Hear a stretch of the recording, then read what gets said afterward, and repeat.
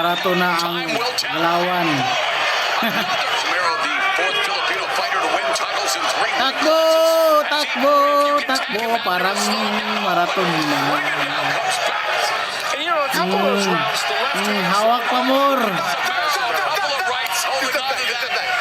And for Rigondeaux, you know, There's an uppercut and another right hand, another right hand. Rigondeaux has been able to fight. Oh, there's that counter left hand from Counter left Rigondeaux. hand by Rigondeaux. He wants to get. Romero defending his 118 pounds.